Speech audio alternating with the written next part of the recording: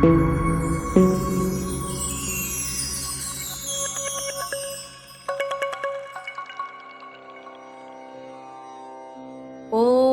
श्री परमात्मने नमः।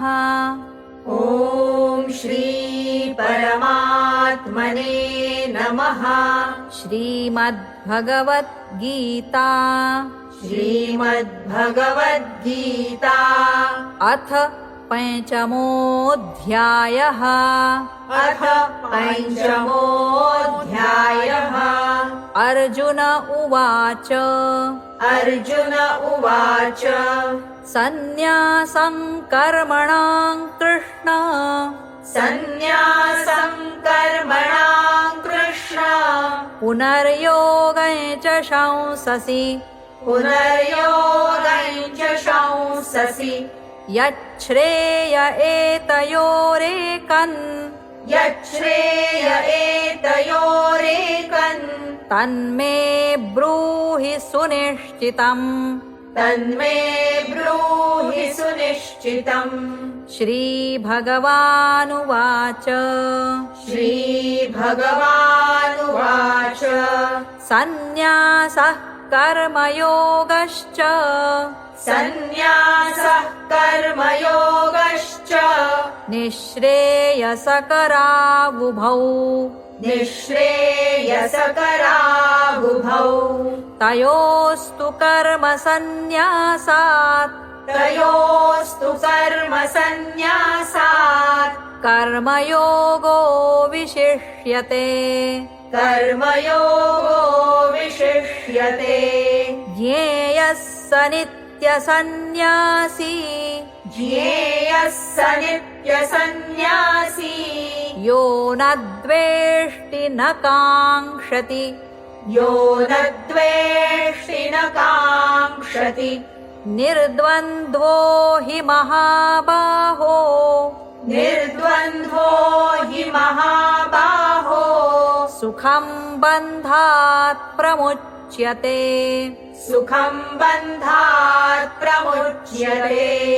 साङ्ख्ययोगौ पृथक् बालाः साङ्ख्ययोगौ पृथक् बालाः प्रवदन्ति न पण्डिताः प्रवदन्ति न पण्डिताः एकमप्यास्थितः सम्यग् एकमप्यास्थितः सम्यक् उभयोर्विन्दते फलम् उभयोर्विन्दते फलम् यत् साङ्ख्यैः प्राप्यते स्थानम् यत् साङ्ख्यैः प्राप्यते स्थानम् तद्योगैरपि गम्यते तद्योगैरपि गम्यते। एकं साङ्ख्यै च योगै च एकं साङ्ख्यै च योगै च यः पश्यति स पश्यति यः पश्यति स पश्यति सन्न्यासस्तु महाबाहो सन्न्यासस्तु महाबाहो दुःखमाप्तुमयो गतः दुःखमाप्तुमयो गतः योगयुक्तो मुनिर्ब्रह्मा योगयुक्तो मुनिर्ब्रह्मा न चिरेणाधिगच्छति न चिरेणाधिगच्छति योगयुक्तो विशुद्धात्मा योगयुक्तो विशुद्धात्मा विजितात्मा जितेन्द्रियः विजितात्मा जितेन्द्रियः सर्वभूतात्मभूतात्मा सर्वभूतात्मभूतात्मा कुर्वन्नपि न लिप्यते कुर्वन्नपि न लिप्यते नैव किञ्चित् करोमीति नैव किञ्चित् करोमीति युक्तो मन्येत तत्त्ववित् युक्तो मन्येत तत्त्ववित् पश्यै शृण्वन् स्पृशै जिघ्रन् पश्यै शृण्वन् स्पृशै जिघ्रन्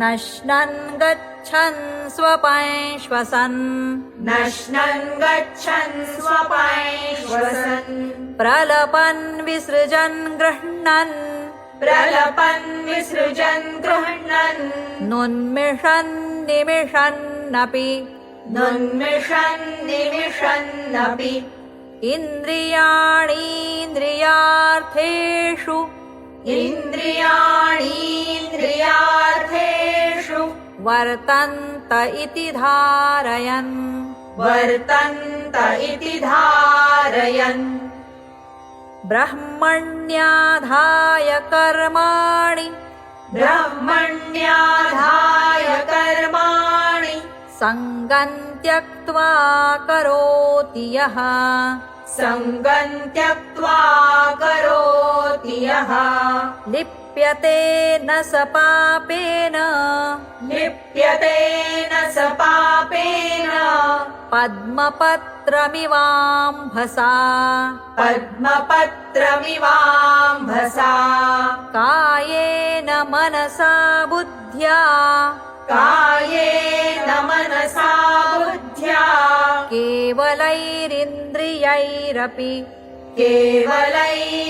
केवलैरिन्द्रियैरपि योगिनः कर्म कुर्वन्ति योगिनः कर्म कुर्वन्ति सङ्गम् त्यक्त्वात्मशुद्धये सङ्गम् त्यक्त्वात्मशुद्धये युक्तः कर्मफलम् त्यक्त्वा युक्तः कर्मफलम् त्यक्त्वा शान्तिमाप्नोति नैष्ठिकीम् शान्तिमाप्नोति नैष्ठिकीम् अयुक्तः कामकारेण अयुक्तः कामकारेण फले सक्तो निबध्यते फले सक्तो निबध्यते सर्वकर्माणि मनसा सर्वकर्माणि मनसा सन्न्यस्यास्ते सुखं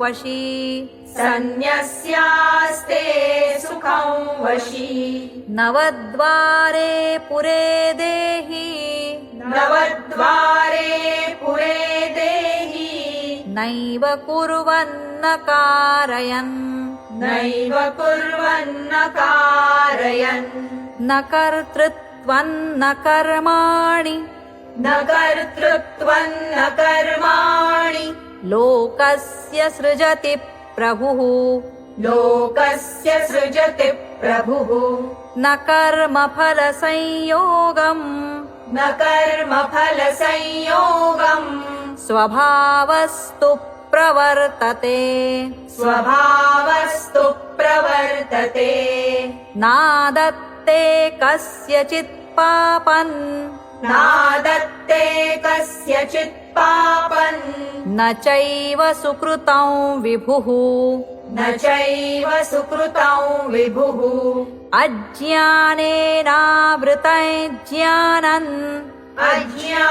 अज्ञानेनावृतं ज्ञानम् तेन मुह्यन्ति जन्तवः तेन मुह्यन्ति जन्तवः ज्ञानेन तु तदज्ञानै ज्ञानेन तु तदज्ञानै येषान्नाशितमात्मनः येषान्नाशितमात्मनः तेषामादित्यवज्ञानम् तेषामादित्यवज्ञानम् प्रकाशयति तत्परम् प्रकाशयति तत्परम्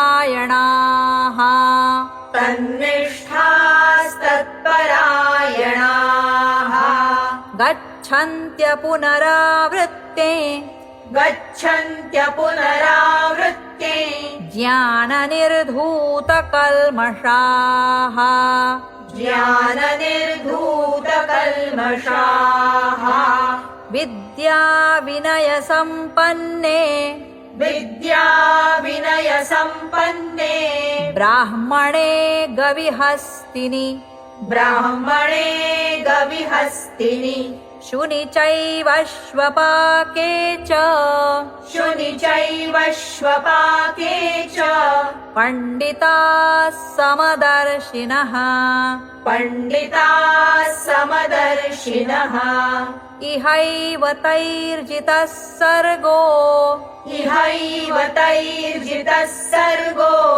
येषां साम्ये स्थितं मनः येषां साम्ये स्थितं मनः निर्दोषं हि समं ब्रह्म निर्दोषं हि समं ब्रह्म तस्माद् ब्रह्मणि ते स्थिताः तस्माद् ब्रह्मणि ते स्थिताः न प्रहृष्येत् प्रियं प्राप्य न प्रहृष्येत् प्रियं प्राप्य नोद्विजेत् प्राप्य चाप्रियम् नोद्विजेत् प्राप्य चाप्रियम् स्थिरबुद्धिरसम्मूढो स्थिरबुद्धिरसम्मूढो ब्रह्मविद् ब्रह्मणि स्थितः ब्रह्मविद् ब्रह्मणि स्थितः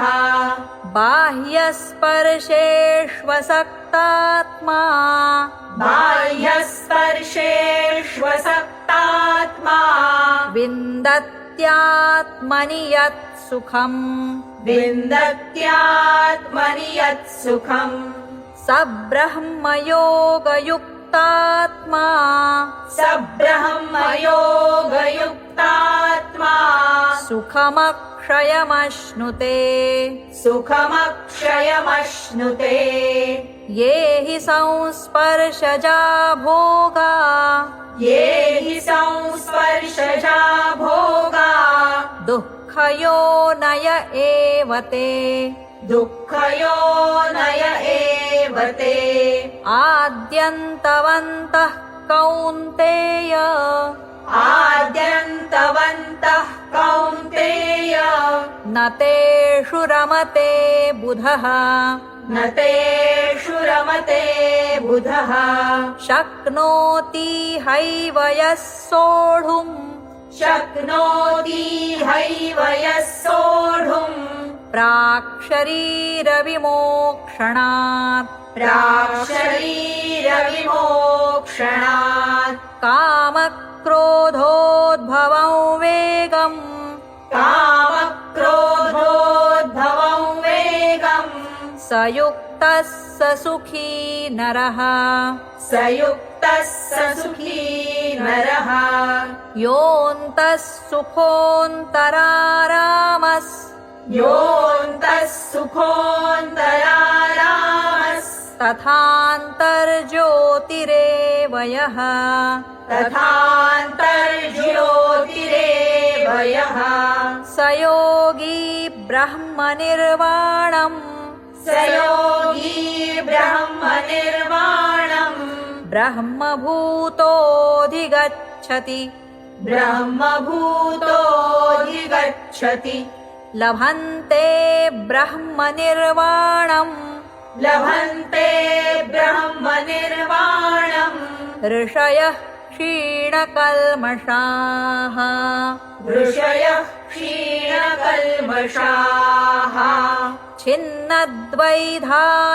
छिन्नद्वैधायतात्मानः छिन्नद्वैधायतात्मानः सर्वभूतहिते रताः सर्वभूतहिते रताः कामक्रोधवियुक्तानां कामक्रोधवियुक्तानां यतीनां यतचेतसाम् यतीनां यतचेतसाम् अभितो ब्रह्मनिर्वाणौ अभितो ब्रह्मनिर्वाणौ वर्तते विदितात्मनाम् वर्तते विदितात्मनाम् स्पर्शान् कृत्वा कृत्वा बहिर्बाह्यांश स्पर्शान् कृत्वा बहिर्बाह्यांश चक्षुश्चैवान्तरे भ्रुवोः चक्षुश्चैवान्तरे भ्रुवोः प्राणापानौ समौ कृत्वा प्राणापानौ समौ कृत्वा नासाभ्यन्तरचारिणौ नासाभ्यन्तरचारिणौ यतेन्द्रियमनोबुद्धिर् मुनिर्मोक्षपरायणः मुनिर्मोक्षपरायणः विगतेच्छाभयक्रोधो विगतेच्छाभयक्रोधो यः सदा मुक्त एव सः यः सदा मुक्त एव सः भोक्तारं यज्ञतपसाम् भोक्तारयज्ञतपसाम् सर्वलोकमहेश्वरम् सर्वलोकमहेश्वरम् सुहृदं सर्वभूतानां सुहृदं सर्वभूतानां ज्ञात्वा मां शान्तिमृच्छति ज्ञात्वा मां शान्तिमृच्छति।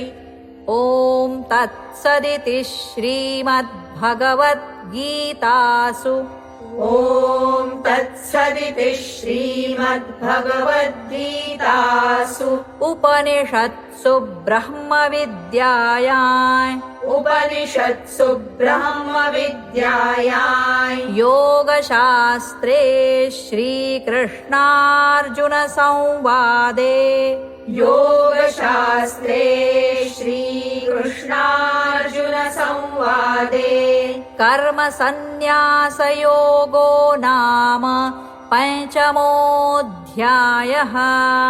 कर्मसन्न्यासयोगो नाम पञ्चमोऽध्यायः।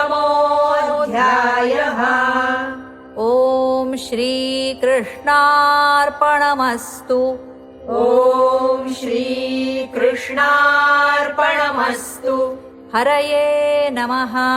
हरये नमः। हरये नमः। हरये नमः। हरये नमः। हरये नमः।